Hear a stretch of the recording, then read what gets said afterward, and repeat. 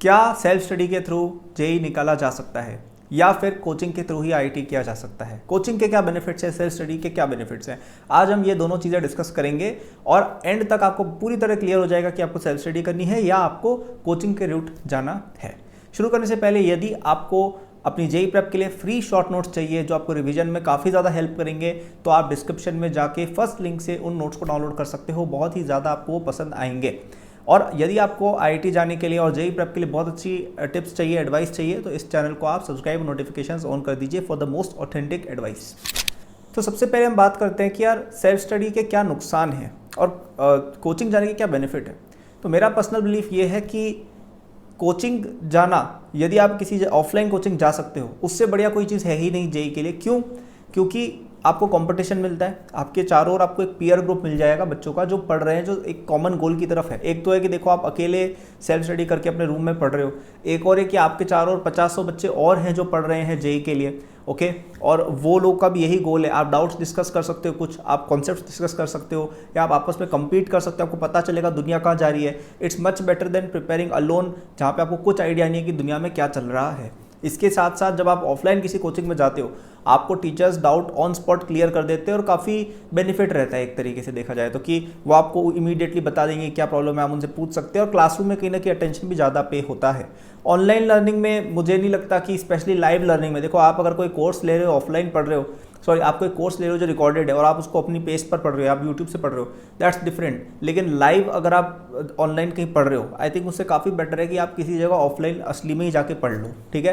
क्योंकि ऑफलाइन जाने में काफ़ी ज़्यादा बेनिफिट्स ये रहते हैं, एक तो community wise, peer group wise, और एक समझने में भी बेटर आता है। लेकिन कुछ नुकसान भी है ऑफलाइन जाने के। तो पहला नुकसान ये है कि फ़ीस कई बार ज़्यादा होती है, ठीक है। आप यदि कोई ऑनलाइन कोर्स से या यूट्यूब से या बुक से पढ़ रहे हैं तो उसकी फ़ीस काफ़ी ज़्यादा कम होती है कंपेयर टू अगर आप ऑफलाइन किसी प्रॉपर कोचिंग में जा रहे हैं, अच्छी कोचिंग में जा रहे हैं। क्योंकि आजकल एक अच्छी कोचिंग अगर आप ज्वाइन करते हैं, कई बार वो 2 to 3 lakh per year cost करती है, राइट, जो हर लोग एफोर्ड नहीं कर सकते। तो पहला तो ये नुकसान है। और दूसरा एक और ये भी नुकसान है कि यदि आप टॉपर हैं तब तो ठीक है, यदि आप एक टॉपर बच्चे हैं तब तो चलो कोई दिक्कत नहीं। लेकिन अगर आप एक एवरेज स्टूडेंट हैं तो आप पे कोई ध्यान ही नहीं देगा ऑफलाइन में, आपकी कोई एग्जिस्टेंस ही नहीं रहेगी। और जो हम ये पीयर ग्रुप वाली बात करते हैं वो आपके नेगेटिव में चली जाएगी। क्यों? क्योंकि आपसे कोई बात ही नहीं करेगा और आप कोई, आपका जो बैच होगा या जो आपका ग्रुप बनेगा वो भी ऐसे स्टूडेंट्स का होगा जो पढ़ना नहीं चाहते हैं। तो और ज़्यादा नुकसान में कहीं ना कहीं आप चले जाओगे, क्योंकि it is better to have no company than to have bad company, right. तो ये ऑफलाइन के कुछ नुकसान है, ठीक है। इसके अलावा स्पेशली ये प्रॉब्लम और ज़्यादा बढ़ जाती है यदि आप कोटा जैसी जगह कहीं जा रहे हैं, किसी बड़े शहर में, आप दूसरे शहर में जाके पढ़ रहे हैं जस्ट सो दैट आपको वो ऑफलाइन वाला फीचर मिल पाए। वो और ज़्यादा नेगेटिव हो जाता है कि कोटा में अगर आप टॉपर्स में हैं तब तो ठीक है, अगर नहीं है तो वहाँ पे आपको लिटरली कोई एग्जिस्टेंस नहीं होती, कोई आप पे ध्यान नहीं देता है। You are just a tool for people to make money, ठीक है। तो ये कुछ नुकसान है। और सेल्फ स्टडी यहाँ पे कुछ चीज़ों में शाइन करती है। पहली चीज़ ये कि अगर आप इंटेलिजेंट इनफ हो, अगर आप स्मार्ट हो, आप किताबों से समझ सकते हो, यूट्यूब से समझ सकते हो, ऑनलाइन कोर्सेज से समझ सकते हो, तो आपके लिए बहुत रिसोर्सेज आजकल आ गए हैं जो आप अपने घर पे बैठकर कर सकते हो। स्पेशली अगर आप एक छोटे शहर से, आप एक गांव कस्बे से हो जहाँ पे कोई स्टैंडर्ड या फॉर्मल कोचिंग है नहीं, या है तो फिर वहाँ पे कुछ कंपटीशन या ढंग के टीचर्स है नहीं। अगर ऐसा है तो वहाँ पे अपना टाइम वेस्ट करने से काफ़ी अच्छा है कि आप खुद से ही पढ़ लो। इसके अलावा आप खुद से पढ़ रहे हो तो आप अपनी पेस पर पढ़ सकते हो, आप अपने अकॉर्डिंग पढ़ सकते हो, आपको किसी और पे, किसी टीचर पे या बाकी स्टूडेंट्स की इंटेलिजेंस पे डिपेंड नहीं करना पड़ रहा है क्या पेस है। अगर आप स्मार्ट हो आप तेज चल सकते हो, अगर आप नॉट सो स्मार्ट हो तो आप स्लो चल सकते हो। एंड नॉट टू मेंशन काफ़ी ज़्यादा कॉस्ट इफेक्टिव होती है सेल्फ स्टडीज़, ठीक है। तो अब आपके लिए क्या सूटेड है? तो मुझे लगता है कि आजकल जितनी कन्वीनियंसेस आ गई हैं, ऑनलाइन एजुकेशन आ गया है, कोर्सेज वगैरह आ गए हैं, यूट्यूब पे इतनी चीज़ें आती हैं, बुक्स वगैरह भी इतनी सारी आ गई है मार्केट में, सेल्फ स्टडी से जेई क्लियर तो डेफिनेटली किया जा सकता है। अगर कोई आपको ये बोल रहा है कि भाई सेल्फ स्टडी से तो आप कर ही नहीं सकते, तो वो आपको पागल बना रहे हैं। मतलब जो बच्चा सेल्फ स्टडी से नहीं कर पाएगा ना, वो कोचिंग जाके भी शायद नहीं कर पाता।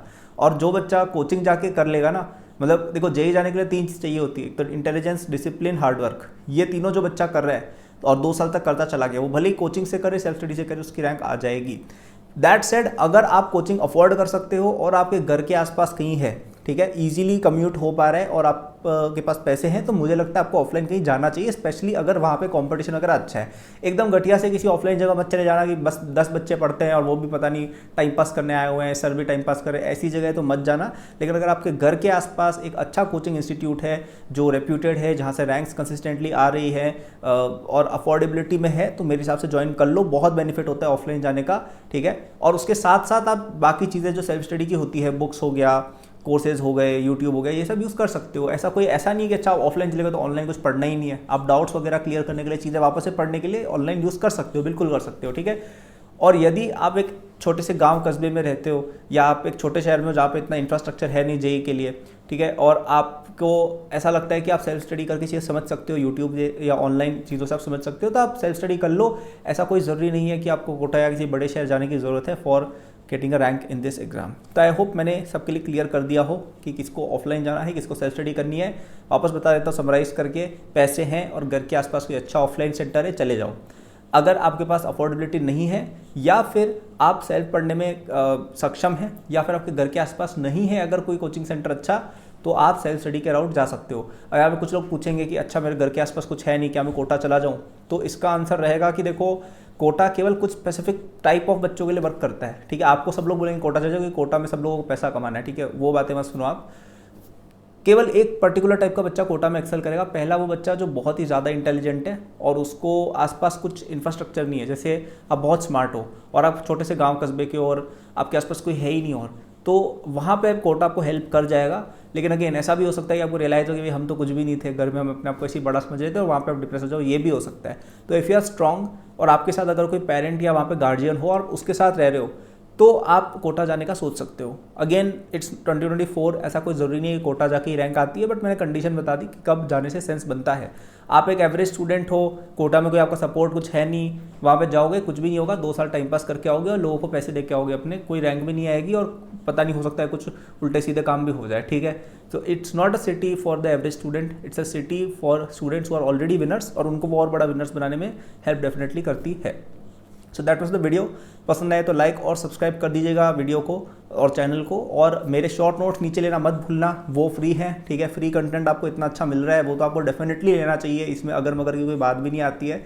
और यदि आप पेड कंटेंट भी हमारा लेना चाहते हैं तो हमारे ऑनलाइन कोर्सेज भी चलते हैं जो काफ़ी अफोर्डेबल है, स्पेशली सेल्फ स्टडी स्टूडेंट्स के लिए। और यदि आप ऑनलाइन ऑफलाइन कोचिंग जा भी रहे हैं तब भी आपके लिए वो काफ़ी हेल्पफुल रहेंगे, क्योंकि they will help you for revision, हो finding out different types of tricks, क्योंकि उसमें मैंने कई चीज़ें खुद पढ़ाई है और मैं उसमें बताता भी हूँ कि कैसे मैं ज़्यादा क्वेश्चन फास्ट किया करता था, तो कैसे मैंने ज़्यादा अच्छे से पढ़ाई किया था। I explain everything that, so do check it out as well, you will love it, okay. ठीक है, bye, good luck, take care.